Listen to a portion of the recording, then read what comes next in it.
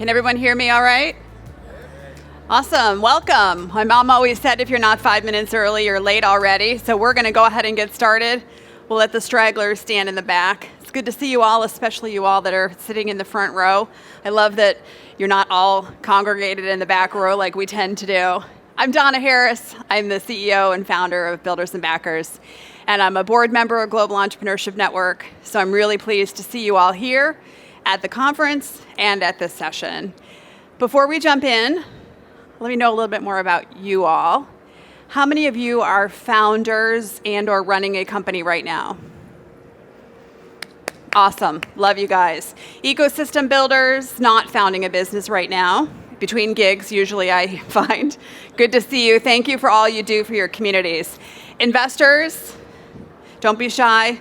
Everybody take note who raised their hand. That's who you want to go talk to right after the session.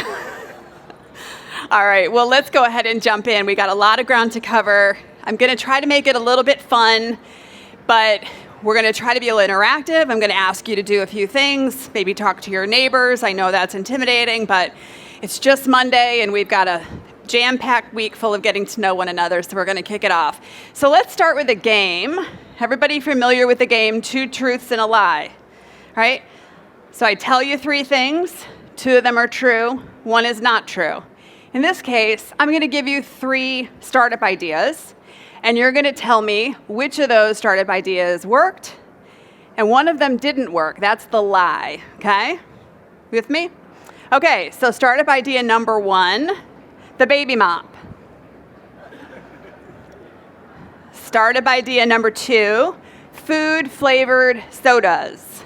I especially like the ranch dressing flavored soda. Does anybody else feel like maybe that's not something you want to have with your lunch?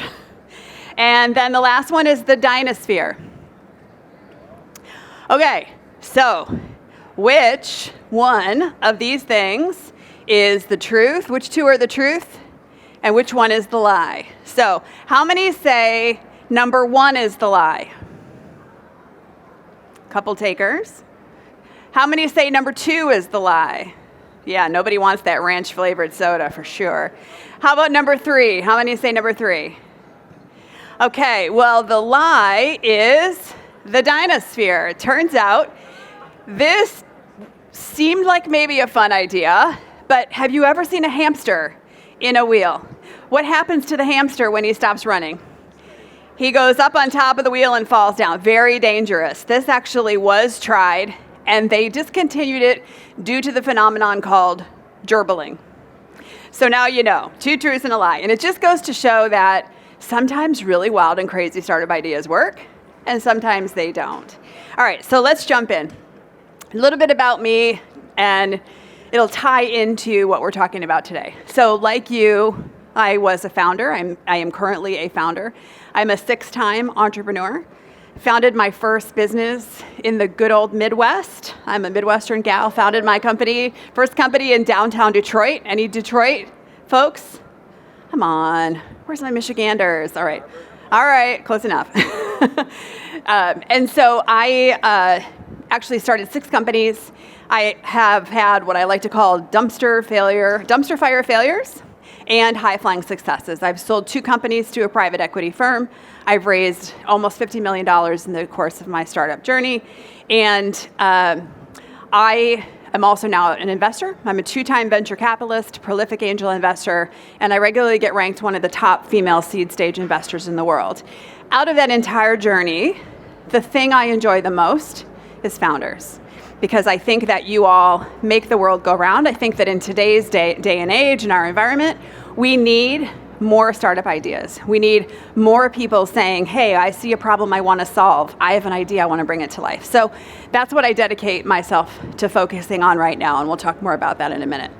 But one of the interludes in my career, about 15 years ago, I joined the Case Foundation, Revolution, Kauffman to be Managing Director of Startup America Partnership.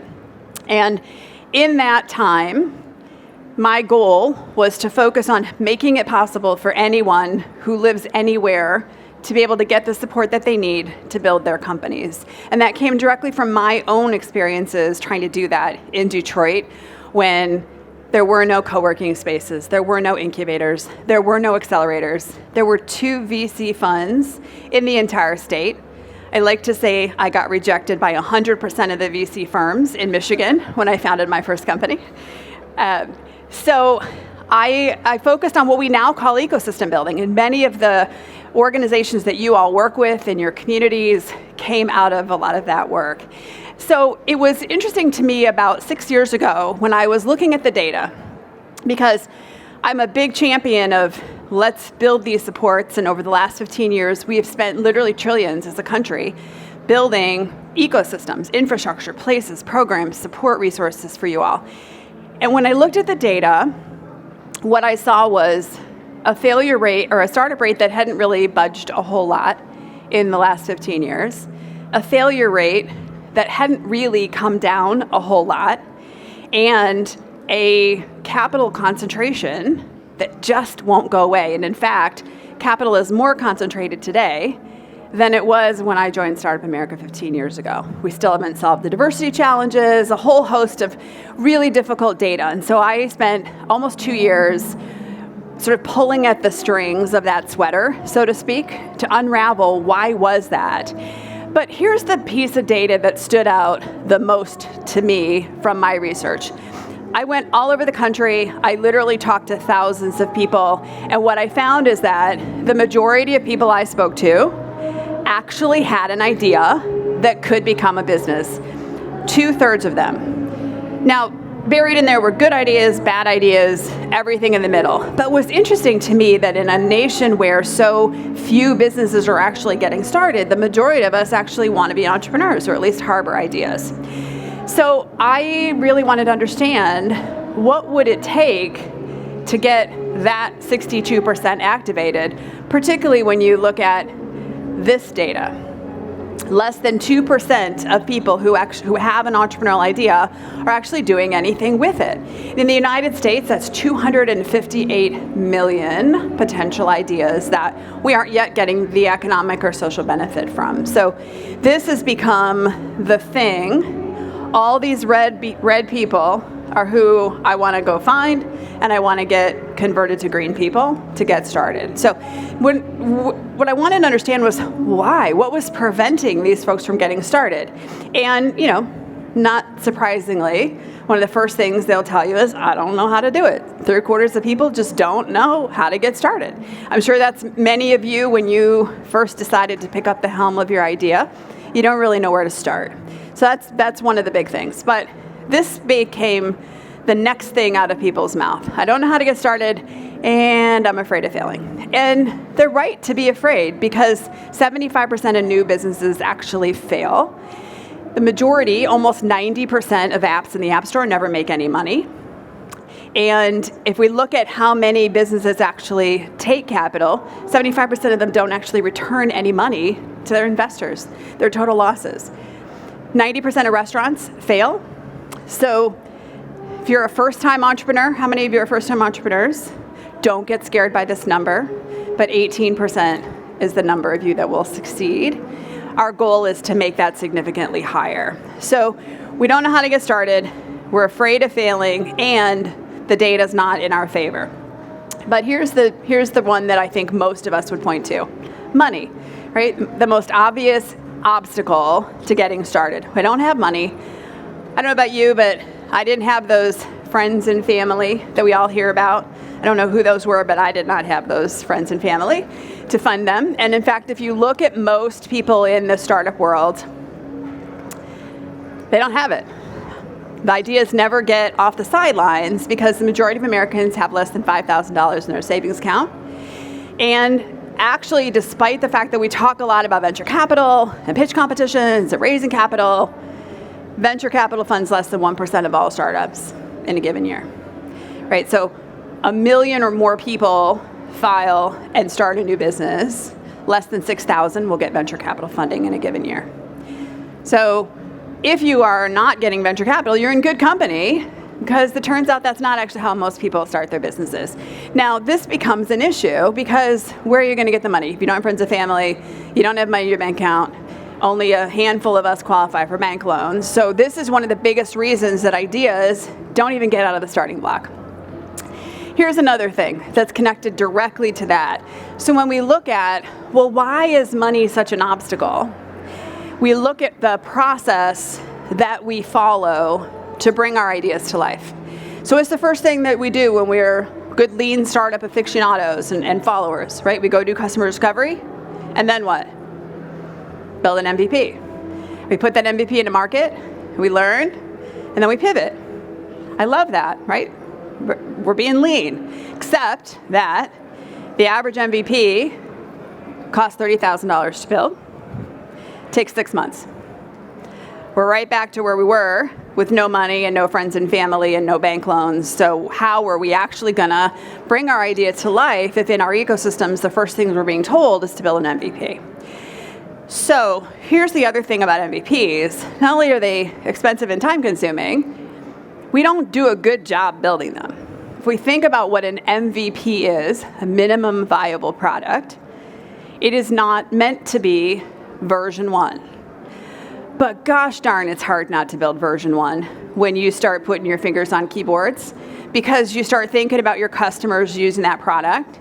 And the next thing you know, you start focusing on this feature and this other feature and this thing over here and that thing over here. And the next thing you know, the MVP is a fully baked V1 product. Except what happens with that? We're building it very often based on guesses. How many of you have built an MVP in your past life? How many of you threw away most of your MVP? Right? So we just picture a giant toilet, and we take $30,000 and we put it in there, and down it goes, right? Seems like there's got to be a better way to do this. So we're going to dig a whole lot into this.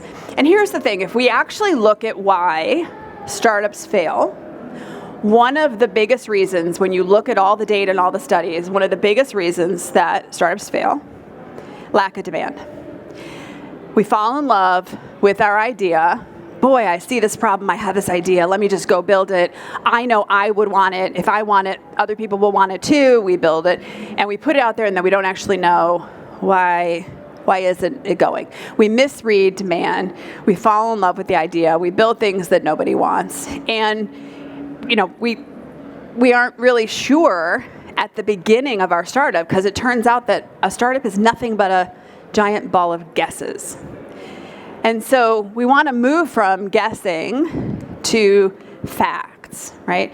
Nobody likes assumptions. We want to move to facts. So let's talk about some examples. This one's a fun one. So this company, Canvas, not to be confused with Canva if you're a user of that amazing product. So this company, Canvas, this entrepreneur thought, wouldn't it be great if I could look at and take a tweet or a social media post and turn it into a giant canvas? That's the name, Canvas. So love the idea, thought that would be really cool. And so he went and he built this amazing website. Put up the ability to do it. You could go online, you could capture a tweet, craft whatever it is you wanted that poster to say, have it printed on a canvas and shipped to your house. Now, everything seemed great. He posted this to YouTube. His YouTube video got almost 4 million views, 177,000 unique visitors to his website. Sounds amazing.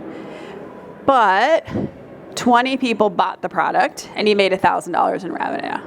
All right, so where did we miss the mark here, right?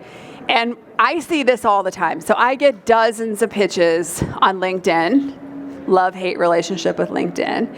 I love that I get pitches. What I don't love is getting the pitch that says, I need to raise $500,000 so I can build the product, so I can prove that people will buy said product.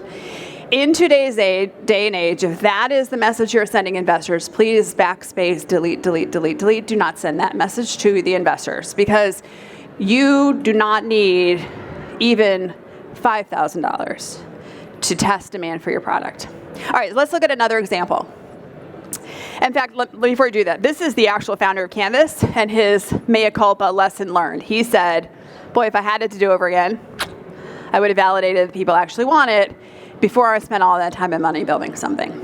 All right, so if you're a lean startup, customer discovery, Steve Blank follower, you're probably thinking to yourself, did this clown do any customer discovery? Feels like if he'd done a little bit of that, he might have avoided building that product. Well, let's look at this example. So this company, Loyalytics, founded by some folks that were in the HR field. And what they recognized was employees aren't super engaged in their companies, but the traditional employee surveys and other tools that HR is using, not super useful and super helpful. So they wanted to create a solution for HR executives to help them really solve this employee engagement problem. So they went out in the industry, they met with HR execs up and down the ladder, all different industries, tons of customer discovery, and they heard across the board, that sounds great. I'd love to have better retention, right? So really, really good customer discovery. They jumped in, started building, and they raised a ton of money, and lo and behold, turns out they didn't actually buy it. So where did it go wrong if he did all the customer discovery that we're being told to do? And basically what he found is that it wasn't that the HR professionals didn't want or didn't care about more engagement, and it actually wasn't that they didn't have tools, they didn't have the time. So the way that he was trying to solve the problem with a tool that required them to spend time doing something completely backfired. And it's the difference between what people say in a customer discovery conversation, interview, survey, focus group, and what they actually do. How many of you would say you're a law-abiding citizen? All of us, right? How many of you are a lead foot and speed on the highway? I'll be the first to acknowledge it, right? What we say and what we do are two totally different things. And so this is a great example of that. So what do we do? How do we do this differently to not go down this path? And in fact, is there something we can do at the earliest stages of our venture to increase the odds that we can be successful? So let's think about the process that we typically follow. I'm oversimplifying it for sure. But if we think about the process we follow, we define the problem, develop an idea. Sometimes we do discovery. Sometimes we skip right over that. We develop the solution or an MVP version of it, and then we deploy it. And the goal is to learn and then sort of repeat the learn, launch loop here.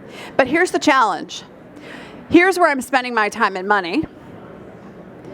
And here's where my evidence that my idea actually works comes, right? See the problem there? What if we could flip that around? That's what we really want to do. So, like I said, every startup is nothing but a giant bundle of assumptions. Picture like a ball of wool bundled all together in tangled knots. Your job as the entrepreneur is to untangle that wool and figure out which of those assumptions are going to torpedo your company and which of those assumptions can you be wrong about and still be okay. And let's be laser focused on the ones that are most important. So here's the thing. You're wrong. You're just wrong. You're going to be wrong about your idea in at least some ways. I have never launched a startup, including the one I run now, that was right out of the gate. And you're not going to know that until you get your thing in the real world. So anybody recognize this chart?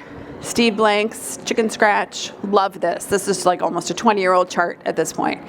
And it's, to me, one of the smartest pieces of startup wisdom ever. We got lean canvases, and we got frameworks, and we got all kinds of tools, but at the end of the day, you need to do customer discovery, customer validation, discover, validate, discover, validate, discover, validate. You need to keep repeating that until you are building something that people are actually proving that they want. And it is only then that you should move to build. Unfortunately, this is not necessarily how we are doing things today. There we go. So first of all, contradictory behavior, right? We talked about, we all say we're law-abiding, but we speed. So cannot rely on, you should do customer discovery. It is how you learn from your customer and identify gaps and opportunities. Trust but verify, right? So we're not going to rely on surveys and focus groups because of this thing called contradictory behavior. Here's the other problem. It's called confirmation bias. The thing that we've come to see through a ton of research is that startups don't actually want to prove they are wrong. We want to prove we're right. And we will go to all kinds of lengths, mentally, psychologically, to avoid recognizing that we're wrong. So we overlook negative feedback, we overlook critical feedback, we emphasize feedback that agrees with us, we start building without detailed insights, and oftentimes we start trying to acquire customers where we actually understand who the heck our customer is supposed to be. So confirmation bias is actually one of the biggest dangers for entrepreneurs, particularly because of the number one reason that startups fail other than money, which is lack of demand, right? If you're in love with your idea and you have confirmation bias, you're not going to hear the feedback to tell you nobody wants the dog food that you're trying to feed the dog. Okay, so this is what validation should be about. When we're doing testing of our ideas before we invest, we should be finding ways to prove we are wrong, not we are right.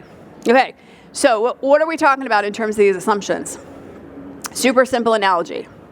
Some of your assumptions are like the foundation of a house. If you're wrong, your house is going to fall down. There's no startup to be had if you're wrong about your foundational assumption. Some assumptions are like paint color. You don't like the blue? Change it to red. Okay? Your job really early on is to figure out what are those foundational assumptions, and there might be more than one, that you're making that you absolutely have to be correct about in order for your startup to work. So that's our job at this point. Okay, so typically your assumptions fall in three categories. Demand, will they buy it? That's the biggie. 90% of you, that's where you need to be focusing on. But also, will it work? Feasibility, technical feasibility. Can you actually do it? We had a startup come to us with a device for stirring spaghetti sauce, and really great idea, but the technology he was trying to use needed to be tested because he wasn't sure it would be heat resistant. So there's no ability to sell a device if the device melts in the spaghetti sauce. We got to validate that. So the other thing is, will it make money? Because oftentimes we can build the product and we can prove people will want it, but can we actually build a sustainable company? Will they pay for it? Can we build it and make money doing it? So your assumptions will fall somewhere usually in one of these three buckets. All right, so let's do a quick quiz. Did it work? So we have a company that wheeled a rack of clothing that they borrowed onto their college campus and offered the clothes for rent. Did it work? How many yeses? Yes, it worked. This is Rent the Runway. So before they ever put fingers on keyboards, they actually borrowed a bunch of dresses and fancy clothes from their friends, put them on literal racks, rolled the racks onto the diag and their college campus on a Friday night, and rented clothes to their fellow students. Now, I say yes, but, because what they learned is some really important nuances. Yes, they would rent, but not clothes from Target. They wanted high-end fancy brands, things that were out of their price point that they couldn't afford to buy. And so the sheer exercise of doing this low-fidelity work not only proved their core hypothesis that people would rent clothes, but gave them critical learning that had they overlooked, they probably would have bought inventory of clothes that nobody would have wanted to rent. Okay? All right, let's check this next one.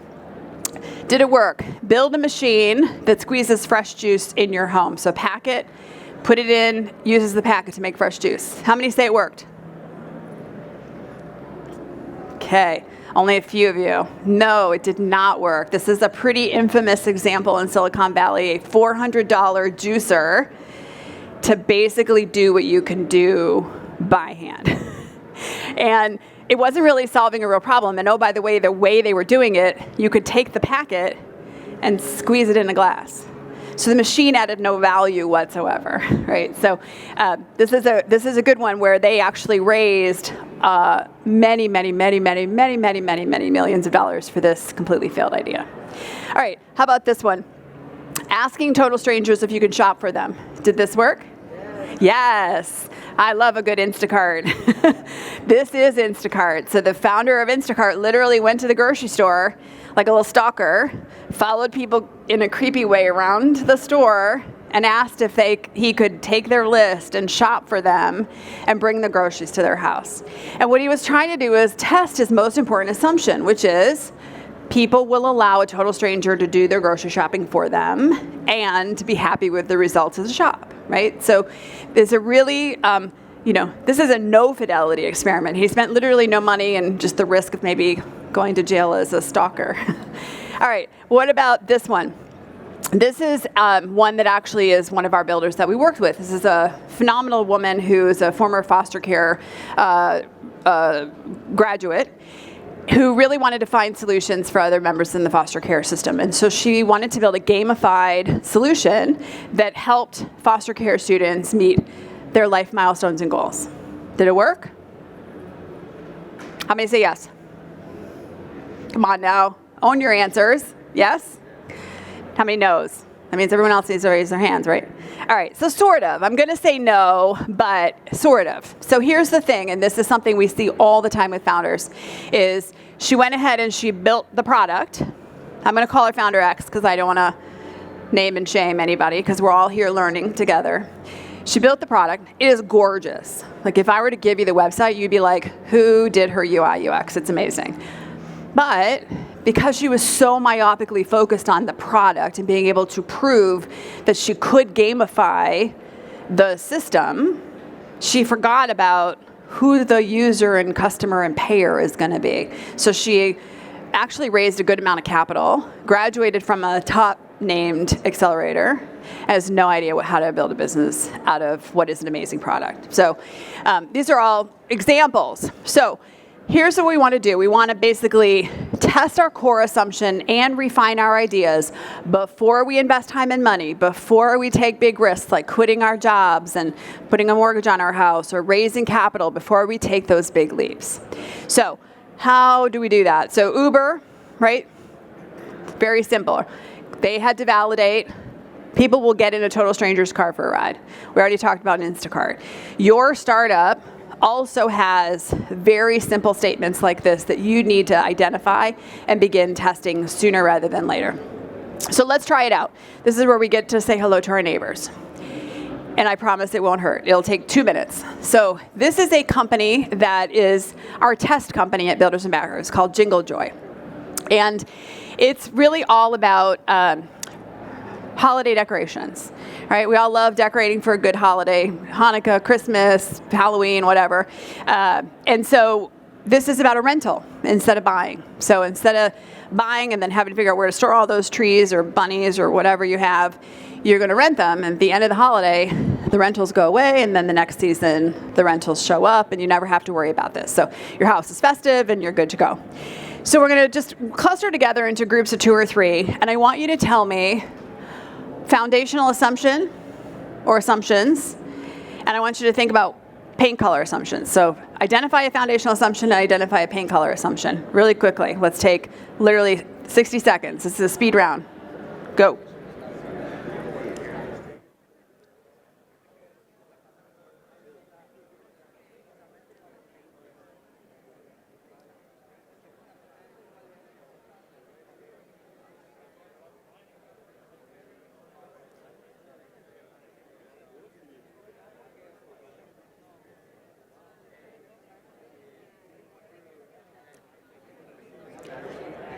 If we've got a microphone when people are ready to be done, we'll just zip around and get a couple.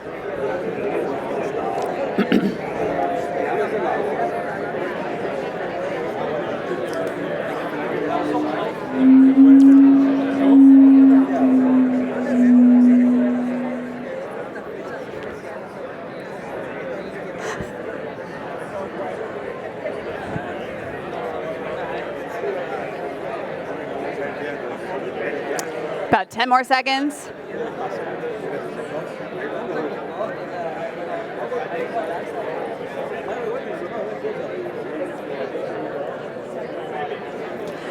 Okay, let's wrap it up.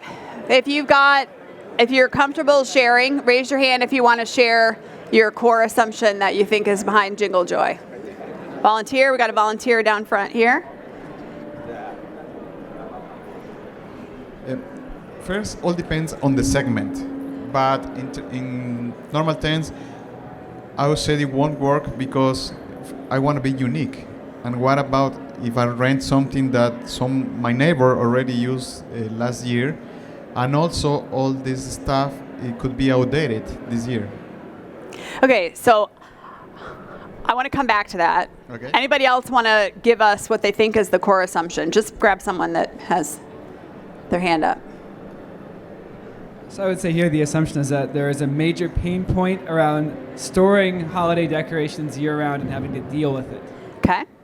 Who else? We got some on this side too. I want to have a beautiful deco, but I don't have time to invest in putting it up. Okay. Let's come over here to this side, get a few. I think the core assumption is that I'm willing to let a stranger decorate my house.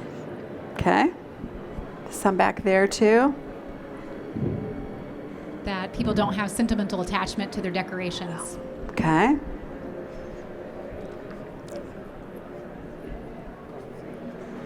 We're assuming that people want to decorate at all. Okay. It's pretty foundational.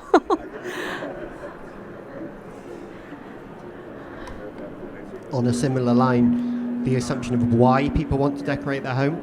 A lot of people decorate their home because they enjoy the process. Yeah. And this takes away the whole purpose for them. Okay. Some good stuff. Isn't this interesting? Like, we think about something as simple as this idea of jingle joy, and you're like, oh, well, of course it's this. And then we have 10 people give 10 totally different answers about what it could be. All right, so let's unpack some of what we heard. Foundation, right, our house, right? So we heard one of the most foundational assumptions is that people want to decorate. Now, is that an assumption or a fact? Is there data out there that can prove that that is in fact a fact?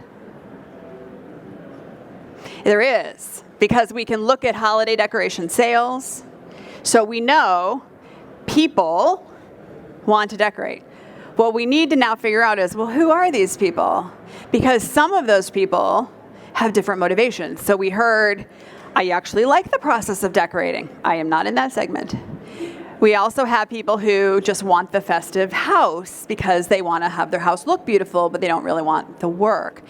We have people who want to decorate but don't have big houses, so they don't have room for storage. And so when you think about your assumptions, you also are inextricably linked to your problem statement. And what do we know about problem statements? A good problem statement is who, specifically, why, root causes, when, all the nuances of the problem that then tell us who we're targeting. So we know they want to decorate because we can take data that is readily available and we can, for the most part, consider that a fact.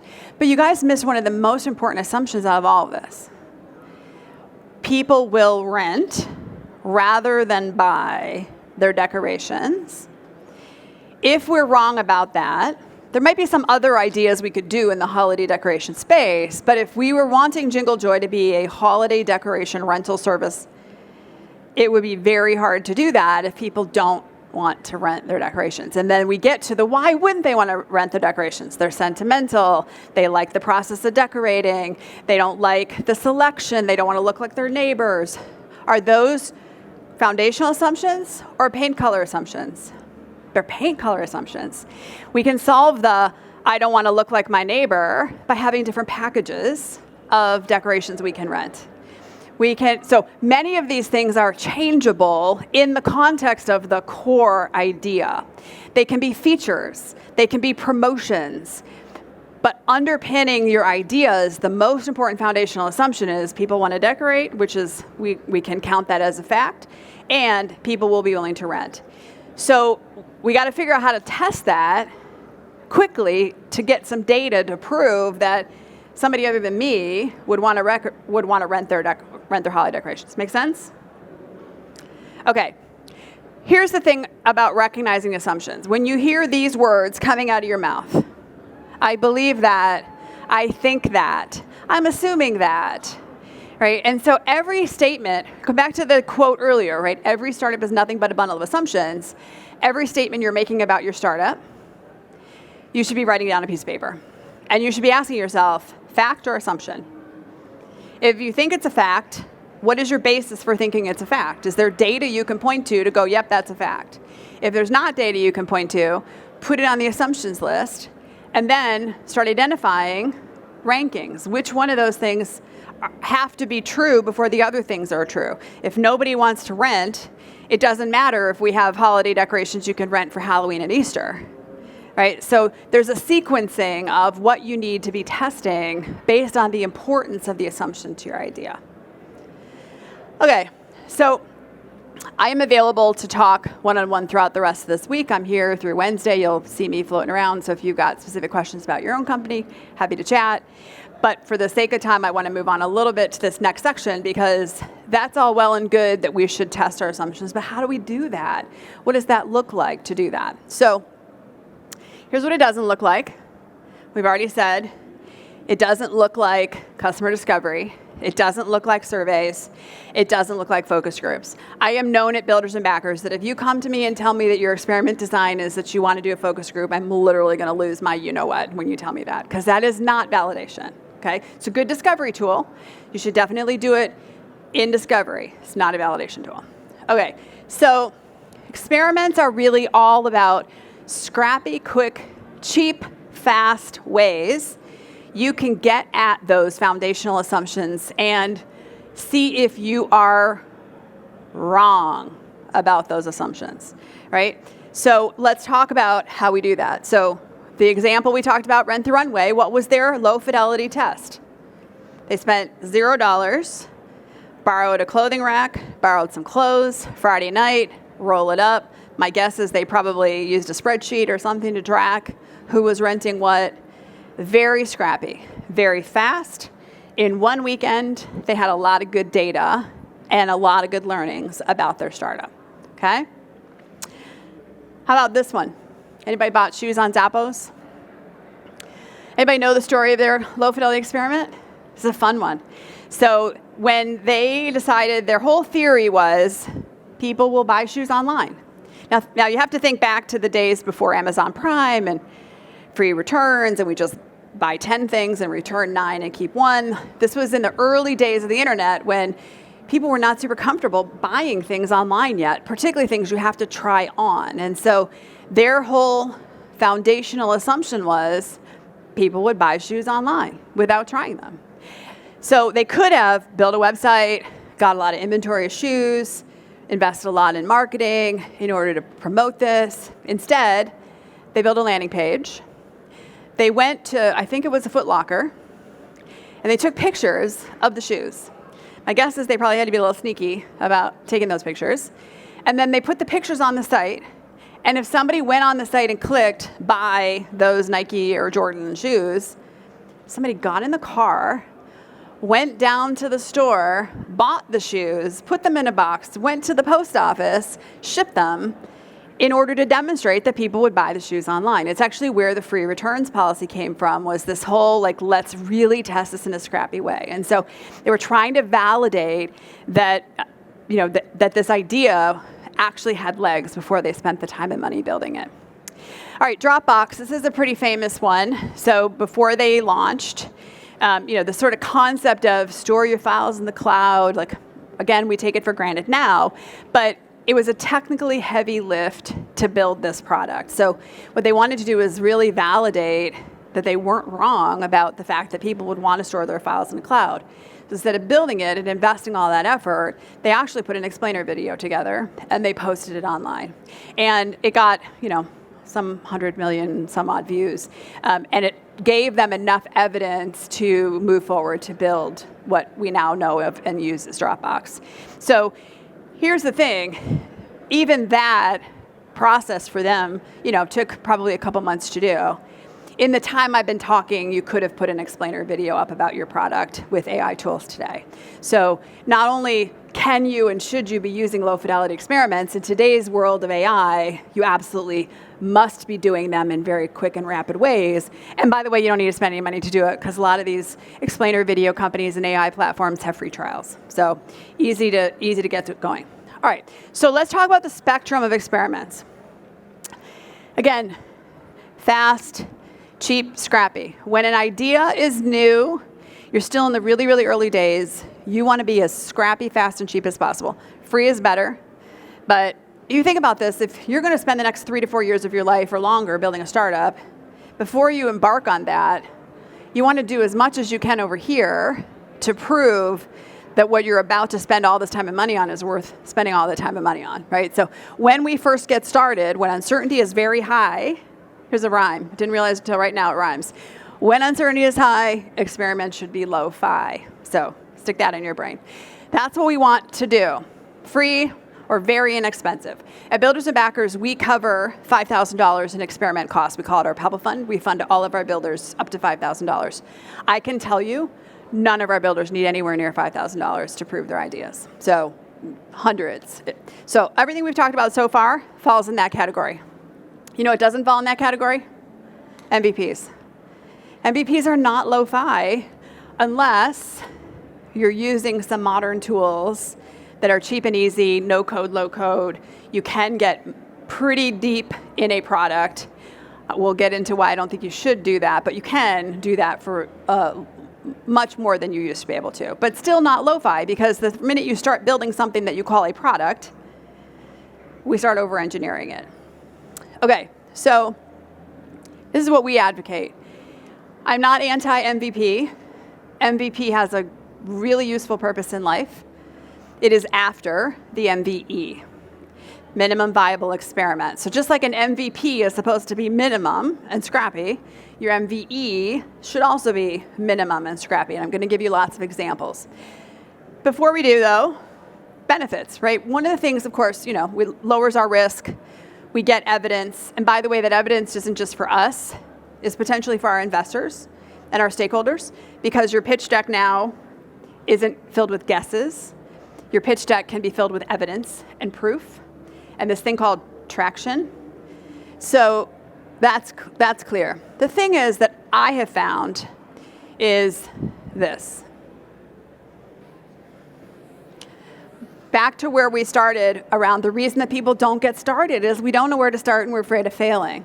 It turns out if you're not actually building a company, you're not actually building a product, you're just running a test, that doesn't feel as scary, right? It's not as commitmentful than announcing to the world and standing on stage and pitching that you're building this company. That feels like a really big commitment. So those are key. And the small steps really, really matters. But here's the kicker, is many of those small steps actually can get you to be a revenue generating business, particularly for certain business models of companies. Like if you're an enterprise sales company, letters of intent, pre-sales, pre-orders, purchase orders ahead of building. So lots of ways that you can actually become a revenue generating business before you even start building product. So let's talk about these things called experiments, because there's all kinds of fun ones, and they've got great names like Piecemeal Product and Wizard of Oz and online communities and things. So I'm going to talk through several of these, but I'm happy to talk more about any of them in the Q&A that we don't cover that you're curious about. So let's go back to Instacart. So let's start on the lowest of low fidelity. Rent the Runway, no cost. Instacart, no cost, except like time and gas delivering the groceries for people, right? So very much what we call a manual test. We're just doing it manually. So if you've ever read the book, Do Things That Don't Scale, right? Like this is what we're doing. We're doing things that don't scale. We're doing them manually to prove the assumption. But if we move up one level from that, pop-ups are a really interesting opportunity to test an idea. Now, when you think about a pop-up event, certainly if you have a consumer product, a baked good, right, macaroons, whatever, doing a pop-up event makes sense. Go to the farmer's market, set up a booth, see if anybody will buy it. But it turns out they can actually also be very valuable for high-tech companies as well. So we have a company in the AI space that is doing story collection to gather data that is not available to the LLMs in the current internet, because they're in our heads, in our hearts, and our minds.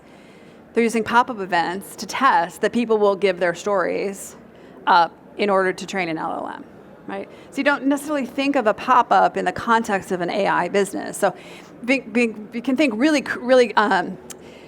scrappy about this. This particular woman, Britt, she's one of our builders. that she, when she first decided to start her entrepreneurial journey, she started in COVID. Like most of us in COVID, we got pets and we got plants. She was in the plant category. She fell in love with planting. But she would look around and she would say, why am I the only black and brown woman I see in these planting circles? I want to help more people like me become plant lovers and plant owners. So let me open a black-owned plant shop in Tulsa. And she went around the ecosystem, and everyone was like, that's awesome. Let's help you do that. Roll up our sleeves. Here's a business plan template. Here's how you get an SBA loan. Here's the guarantee forms you'll need to fill out to personally guarantee that loan. And what do you think she did? She ran away because that scared the crap out of her. She joined our program, and in hindsight, she told us the only reason she joined is because we offer $5,000 in funding, and she wanted the funding. And what we immediately got to was she didn't actually want to open a shop. She wanted to help black and brown people become plant owners and plant lovers. And if you think about that job to be done, lots of different ways that could be done. One of them is through a shop, but you can also do that through an event company, an experience company, a soil company. There's all kinds of different ways that you can make that job happen. And you could see her head start to explode as that made sense to her. Jettisoned the plant shop idea. She created what is called Plant Sip Vibe. Event, sort of exactly what it is, plant, sip, vibe, together with your friends, have an experience. That turned into her becoming an influencer. So we got her contracts with Lowe's and Home Depot to do some influencing work. And then she launched a black-owned soil company. So off to the races, all from literally a pop-up event, Plant Sip Vibe in Tulsa, literally renting a party bus, buying soil and planting containers, decorating the room, putting up a landing page and an Eventbrite to see if anybody would sign up to come to that event. And it is now actually franchised across the country. So never know where a good pop-up event will take you. Okay, landing page. This one is the most common experiment, which is not a full website. It's just enough to basically make the case of what it is that you are offering. And then there is a campaign that goes along with it. And you're testing, do people actually sign up for the thing that you want to sell, right? So it's a really easy way.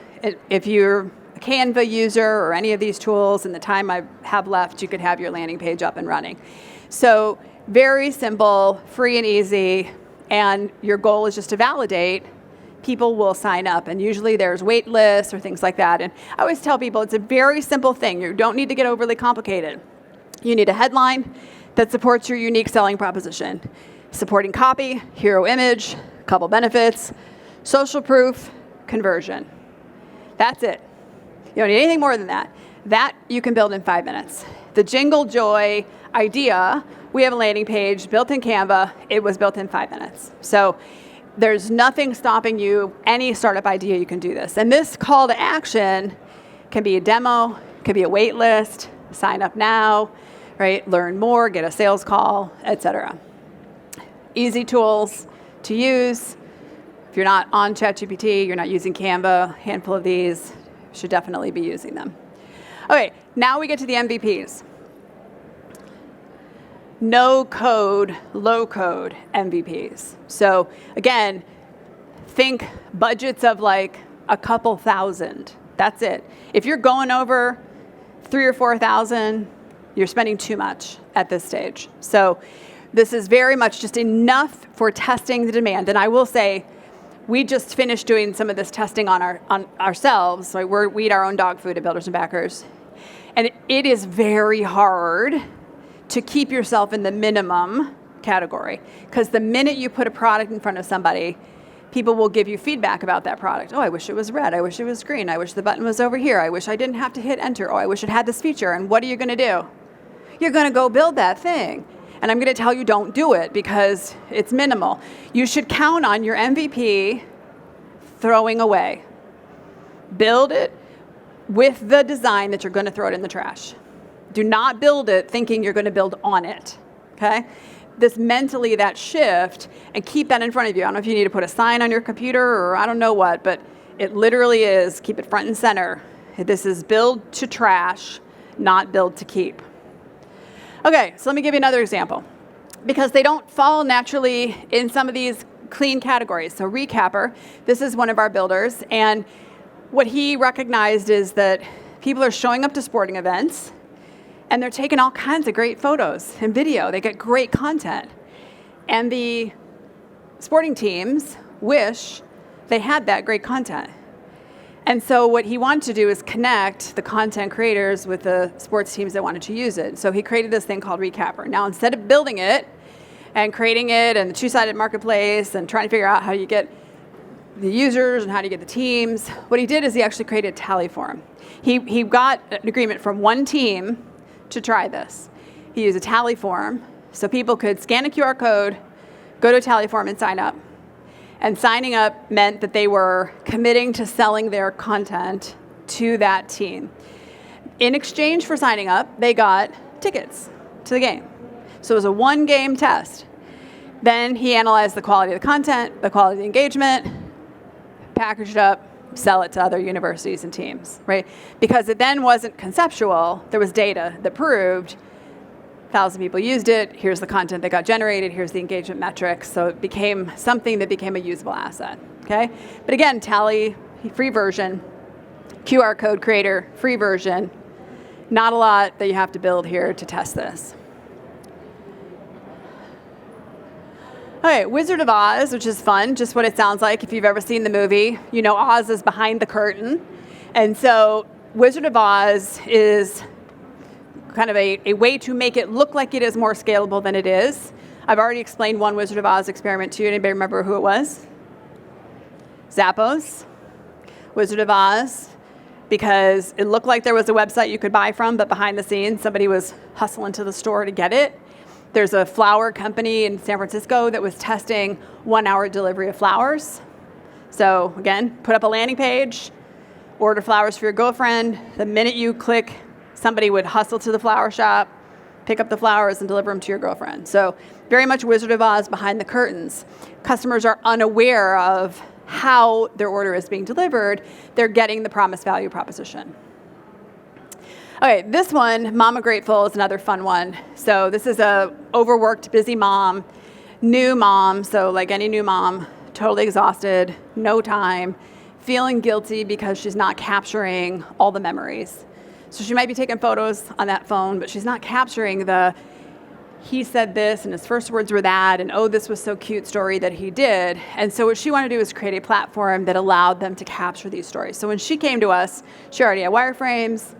She just needed the funding. She wanted to build MVP. And we said, slow your roll. Let's actually validate that moms want to do this before we go ahead and build this. And so she actually did a plain text and Google Sheet experiment where she would text the moms and the moms would text back a memory. Very simple. And it was highly effective. And it also taught her some really important things that completely changed the way she built the product from what her original wireframes were. Because those wireframes were based on guesses. So this is where I think it can be really helpful. So we're going to give this a really quick try back to our Jingle Joy. We're going to get back with your friends. We're going to take 2 minutes this time. I want you to tell me how you would test our core assumption. There's no one way to do it. There's actually dozens of ways you could do this. I know because our tool, which I'll talk about in a minute, has generated many, many amazing ideas. But you tell me, if we're working on the core assumption of people will rent holiday decorations rather than buy them, tell me what low fidelity test you might run. So take 2 minutes. There's no right or wrong answer.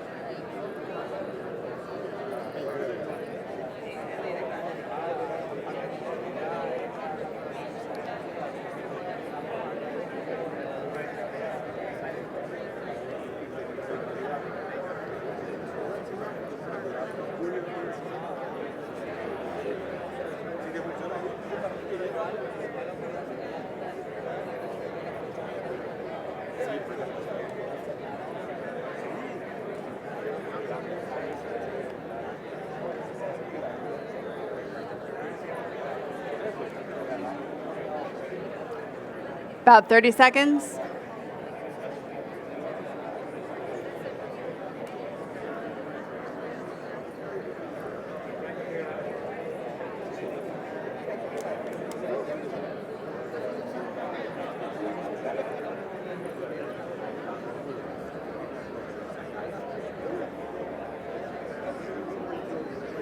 All right. Let's have some hands. Who wants to share what they could do to test our Jingle Joy idea? You just go ahead and pick whoever, that you see hands raised.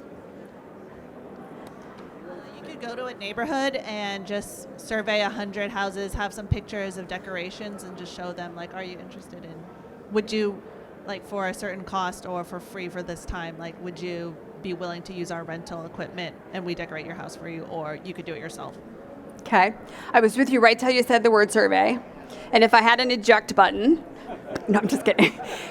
I love the idea, right? You can go door to door, but instead of just surveying, would you want to have them sign up on the spot, get on the wait list? Which subscription would you like to try? I think because what you're trying to get to is that sort of real world moment, right? You never really know if your idea is going to work until that purchase moment, or I've got to sign up, or I've got to make some kind of commitment to something. So, but yes, the door to door definitely is a good idea for sure. Okay, who else? I think like we had two ideas that could be run at the same time, like the landing page with some of options that you can, like make it personalized to the person who wants to rent it.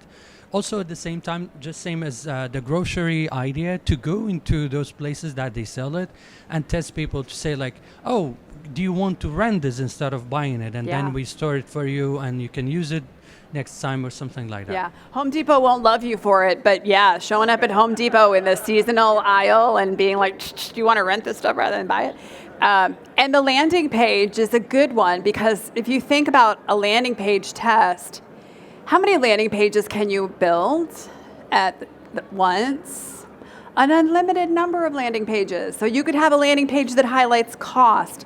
You could have a landing page that highlights environmental features, a landing page that highlights storage features, because not only are you testing the primary assumption that people will rent, you can also test the secondary thing you need to learn, which is why will they rent, and price points and things like that. But we don't get too crazy with that first landing page test, but you can see how you can start to really layer these tests. And you don't have to do one, right? You could be showing up at Home Depot going, here's the postcard, or scan my QR code and sign up. So lots of fun ideas there. Okay, who else?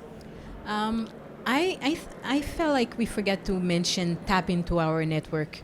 Like I go to church and I have my church ladies. Whenever I need something out, I just let them know about it, and it's fire. Yeah. So I would definitely talk to them about it and test it there. Yeah. Double-edged sword, though. I want to just caution. So yes, especially if you're doing a landing page experiment or something that you can go, hey, go do this and sign up, or go do this and try it. You want to use your networks, right? I mean, definitely start there. But please don't end there, because when I have a friend come to me and go, oh, I've got this idea, what do you think? What am I going to say? That's great, right? Because I value my friendship more than I value giving them critical feedback, because I want them to love me. Your friends and your family are not going to tell you your baby's ugly. So yes, and also total strangers. All right. So you get the point, right? So there's no one way to do it. Let's do maybe one more, and then we can move on. All right. I kind of still was a bit similar to the first idea, but instead of kind of going door to door, I was thinking we could use, I guess, networks through media to try and get non-biased opinions on if they would use the service or not, and time it right after a big holiday where you would need, for Christmas, for example, like the week after Christmas, you'd get an idea of who would want to get or use your products. Yeah. Especially for those that are a bit more busy. So that's kind of how I thought about it. We call that earned media. So imagine, we'll just use Christmas, because, I have way too many Christmas decorations. Christmas is done. It's January 20th, and I still haven't taken my decorations down.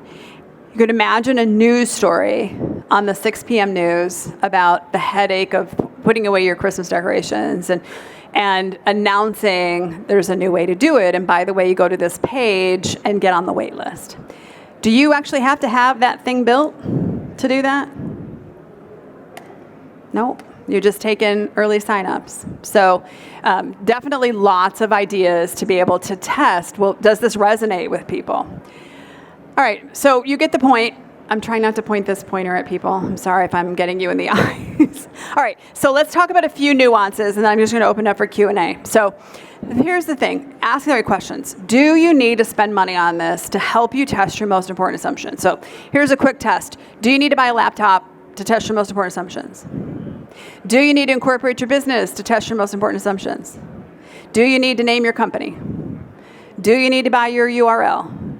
Do you need to buy stickers, t-shirts, tchotchkes? You don't need any of those things. Please don't spend any money on those things until you can say definitively you have proven with data your most important assumptions. Then go do those things. And why not the company name and incorporation? Why do you think that is? What if you're wrong? What if you're wrong, right? What if we would have called this Rent the Joy, and it turns out nobody wanted to rent the joy? Now I'm stuck with a name that doesn't make any sense, right? So you get me. All right, so is there a scrappier, quicker way to test this? There's almost always a scrappier way, right? You don't always need to spend the money on a landing page. If a tally form and a Google Doc will suffice, right? You don't need business cards to talk to someone. You don't need to give people gift cards in exchange for doing something for you in your experiment. And I would posit that if you're giving someone a gift card, that is not evidence that they will want your idea. All they want is the gift card. So you're not trying to force people to buy the dog food. Please don't mistake that. What you're trying to do is put the dog food in the wild and see what happens, okay? All right, so the goal isn't to run an experiment. The goal is to test something and learn something and maybe launch something. You should think of this not as a binary one-time thing either. It's not one and done. So how will you know if your experiment worked? I'm going to breeze through this, but I'm happy to share more. I'm going to put up a post on Wednesday in my Builders Field Guide that will dig into a lot of this and a lot of this content, so feel free to grab that. But really quickly, how will you know if it worked? This. So this is an oversimplified, but I find it to be a very helpful phrase. So if I insert experiment, then what do I expect will happen? I will know it's true if some data point, right? So let's look at this in real life. If I share a landing page with at least 500 people, I will prove demand for my app. I will know it's true if 120 people sign up for the wait list, right? Now, ChatGPT can give you good data on what these numbers could be, right? What's a benchmark for your kind of company? So you don't have to guess. This is not a bullseye or a dartboard.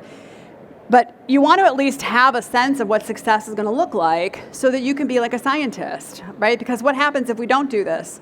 Oh, it seemed like it worked. 5 people signed up, yay. Okay, but if 1,000 people went to your website and 5 people signed up, is that success?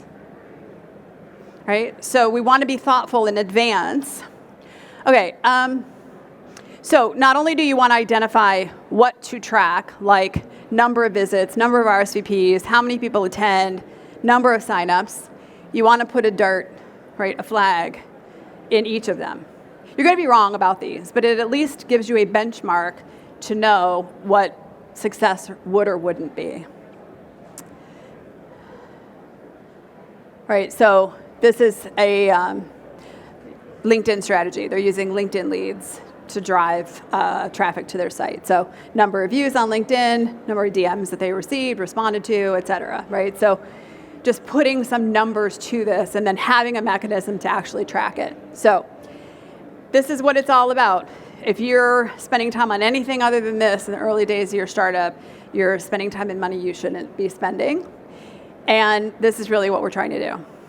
At the end of the day, we want to move from hopes and guesses to evidence and action. And you can do that. If you follow this method, you absolutely definitively can do this. And ultimately, this is what we're really trying to tell you to do. Instead of, if I build it, will they come? We're flipping it around. If they come, I will build it. All right, let's put the investment after the evidence. Okay, so I just want to talk really quickly about building in an AI-enabled world. We've given you some examples of some of the tools that you can use, right? You do not need to be writing landing page copy. You can if you want, if you're a really good writer. Those of us that are not super great marketing writers, you can use ChatGPT, Claude, any of these tools to help you do that. There's all kinds of tools for literally turning a sentence into a landing page, all the things, right? So if you're feeling like you need to be a systems engineer, you need to hire programmers at the early stage of your startup, please don't. Please message me on LinkedIn, and I will help you figure out how not to do that. But here's the thing. One of the things that we've learned is that, much like this conversation, this isn't second nature for all of us, right? I mean, I've been you all, and I've launched my own companies, and this is hard. When you're close to it, it's your idea, it's your baby. You know too much about your industry, usually. You know too much about your idea. You've given it too much thought about all the features it could have and all the functions it will do, and eventually it'll do this, and it'll do that, and it'll sing, and it'll dance. So this is where we always talk about mentors are really helpful, but not a lot of mentors are experienced in this methodology, so we want to be thoughtful about that. But this is actually why we built our AI platform. So our AI platform is actually a series of AI and human agents together that guide you not only through this process, but each agent is highly trained to help you with each step of this journey. It tailors to every industry, every business model. It'll tailor itself to your experience level. So if you're brand new to entrepreneurship or it's your third time startup, it'll recognize those cues for you. And it is a thought partner for you. So it is not a plug a sentence in and bloop, here's your lean canvas. It is very much, let's actually talk through the assumptions behind my idea. What are those assumptions that I'm making? So it'll walk you through not only ideation, so back to our Jingle Joy idea. Renting holiday decorations is only one way to solve the I spend too much money on holiday decorations problem. So it can help you ideate, but it can also help you pinpoint your core assumptions and design your experiments as well. So there are all kinds of incredible tools available, not just to help you do things quicker, but to be really smart thought partners, particularly for those of us that live in markets where we don't have really deep mentor pools of people that know how to build in an AI-enabled world. So we're very excited about this. And we'll pop up here. Well, you don't need to see it. If you want to get early access, this is not a low fidelity experiment. This product is built. It is in use currently today. We are only offering it to closed groups at this point. So our builders that go through our programs are using it. We are opening it up for you all to also become users of it. So use this, scan, enter your information, we'll follow up, and you can go ahead and get in it. So a lot of the stuff that we've talked about today will guide you through that process. All right, we crammed a ton in, and we have 8 minutes and 46 seconds left for questions. So I yield the floor to what questions you all have. Yes. A lot of your examples were very consumer-based. How do you run similar examples if you're solving a problem that only impacts enterprise-level companies? Yeah, great question. Yeah, we get that a lot. So very similar, but instead of the landing page, sign up for the wait list kind of thing, we often recommend, we see a lot of builders that'll do a trade show experiment where they can see how many leads they get, and then they'll follow up on those leads and try to do sales conversions, pre-sales. LOIs, right? Can you get a letter of intent from them, right? What you're trying to do is not just tell them about your product and get them nodding their head. You want them making some kind of commitment. And if you think about that commitment on a grading scale, right? Giving you my business card and telling you I'll take a sales call, that's good. Signing a letter of intent, better. Signing a pre-sale contract, even better, right? So there's all kinds of things that you can scale up and scale down in that. Helpful? Okay, perfect. I don't know where the microphone is next.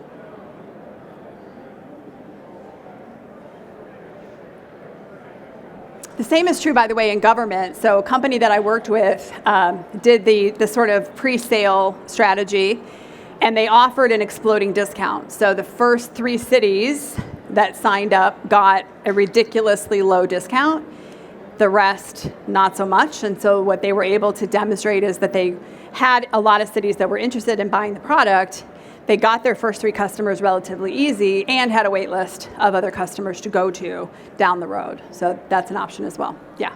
Hey, I had a question about the number of low fidelity experiments you need to, because sometimes you do the testing, you realize, it doesn't turn out very good.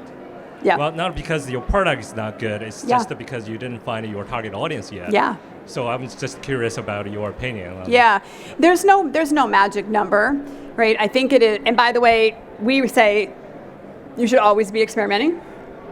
So if you have proven your core assumption, move on to the next one. Like to the degree that, even if you think about like what color is the button, do people want this price versus that price, packaging it this way or that way? They're all experiments. If you think that way, it becomes a mindset.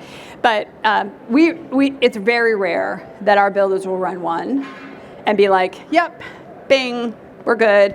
Because you learn, right? Like Rent the Runway, even though they were right, it was right but.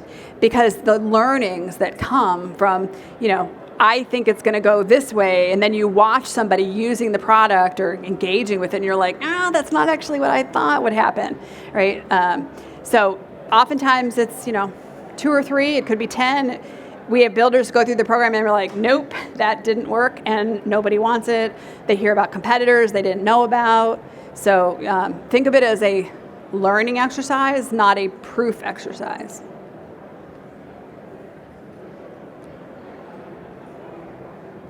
Anyone else?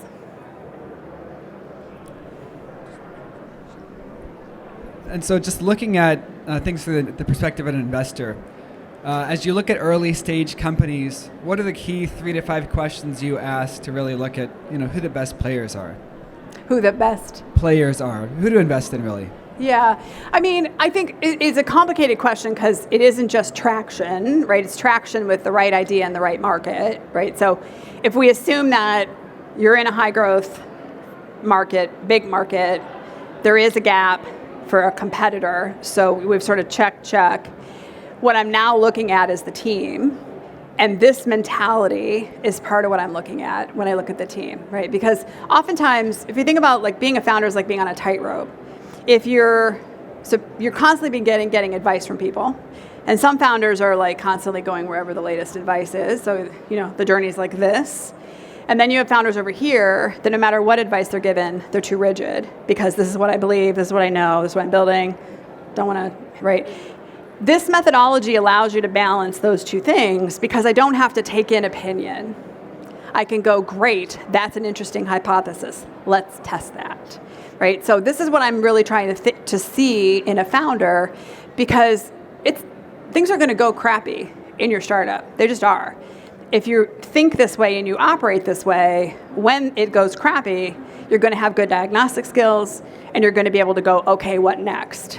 Right? What did I learn and what am I doing next? And you're not going to be wasting resources going all in a direction that you don't have any evidence for. All right. Anyone else? Going once? All right, well, this link is to my LinkedIn. Please feel free to connect with me there. I write every Wednesday Builders Field Guide. It's this kind of stuff that gets published. So this Wednesday, I know you'll be shocked. You'll be hearing more about this if you sign up. But do connect with me, keep me in the loop. Let me know what you guys are building. Let me know how we can be helpful. And really good to see you. Hope you have a great week at GEC.